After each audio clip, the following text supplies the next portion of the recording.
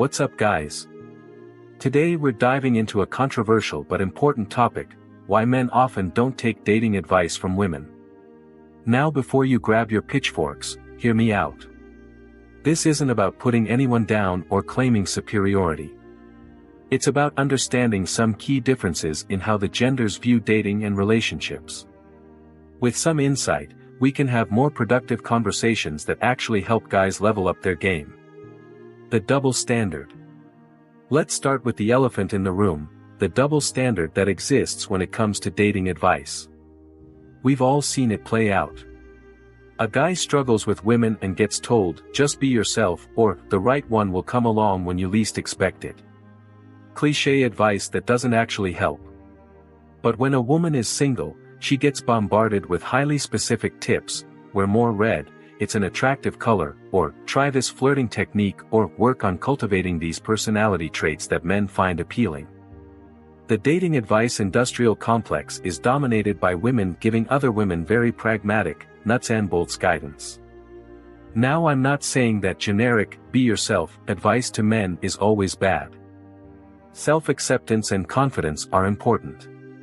But it becomes pretty apparent there's a major disconnect in how dating advice is viewed for each gender. For women, it's seen as vital and empowering information that can unveil the mysteries of attracting a great partner. For men, it often gets brushed off as hollow platitudes or even attacked as promotion of toxic masculinity, pickup tactics. The end result? A lot of guys just tune out female dating advice altogether because they've learned it often isn't tailored to their experiences and needs as men. Fair or not, they perceive a lack of understanding and credibility when it comes to the male dating experience. The looks blind spot. Another major blind spot in dating advice from women is the tendency to underestimate or outright ignore the importance of looks for men. Now, I'm not saying women are blind to male attractiveness entirely. Of course, physical traits like height, facial symmetry, muscularity, etc. play a role. But when you really listen to a lot of female dating advice, there's an underlying assumption that if a guy just has the right personality, behavior, skills, etc., his looks won't matter that much. Guys know this isn't the case.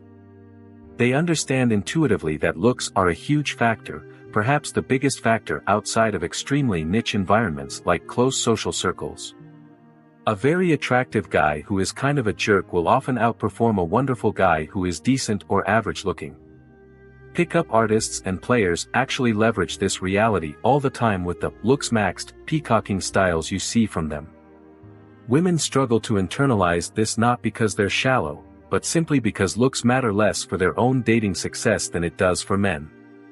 An average-looking woman who has other positive traits like warmth and femininity can still attract very high-quality partners. An average guy with all the right moves often gets next for not meeting looks thresholds. So when a lot of female dating advice glosses over looks or frames it as, just be confident and well-groomed and your personality will shine through, it comes across as out of touch to guys living that reality. They think easy for you to say, while getting passed over for more conventionally attractive men who put in less intentional effort into self-improvement. The solution: blind spot.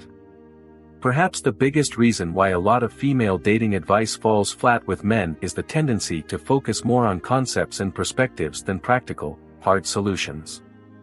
Think pieces on embracing masculinity, philosophical riffs on vulnerability and emotional availability, and lots of look inward suggestions.